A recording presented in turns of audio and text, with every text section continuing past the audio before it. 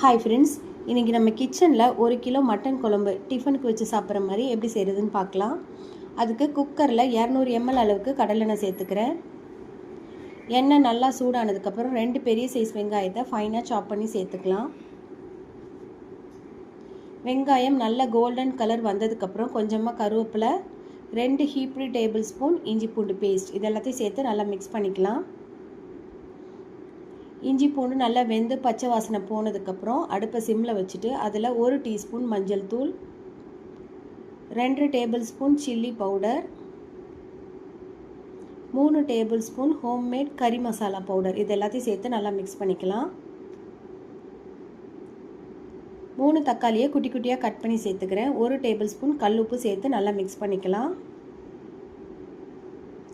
தக்காளி நல்லா வெந்து வந்ததுக்கப்புறம் 1 டீஸ்பூன் கரம் மசாலா சேர்த்துக்கிறேன்.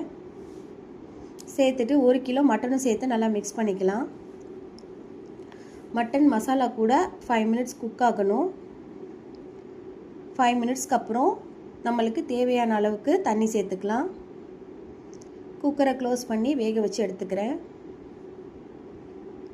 மட்டன் நல்லா வெந்து வந்துருச்சு. மேலே இருக்கிற எண்ணெயை கொஞ்சமாக எடுத்து வச்சுக்கிறேன், நம்மளுக்கு அப்புறமா யூஸ் ஆகும். அரை மூடி தேங்காவை ஃபைன் பேஸ்ட்டாக அரைச்சி சேர்த்துக்கிறேன். தேங்காய் கொஞ்சம் எலசாக இருந்தால் நல்லா ஃபைனாக அரையும். 2 பச்சை மிளகாவை கீரி சேர்த்துக்கிறேன். உப்பு கொஞ்சம் கம்மியாக இருக்கிறனால கொஞ்சமாக சேர்த்துக்கிறேன். 5 மினிட்ஸ் நல்லா கொதித்ததுக்கப்புறம் மேலே நல்லா எண்ணெய் பிரிஞ்சு வந்துடும். இந்த ஸ்டேஜில் அடுப்பை ஆஃப் பண்ணிக்கலாம். ஃபைனலாக நம்ம எடுத்து வச்சுருந்த எண்ணெயும் சேர்த்துக்கலாம். பார்க்குறதுக்கு ரொம்பவே டெம்ப்டிங்காக இருக்கும்.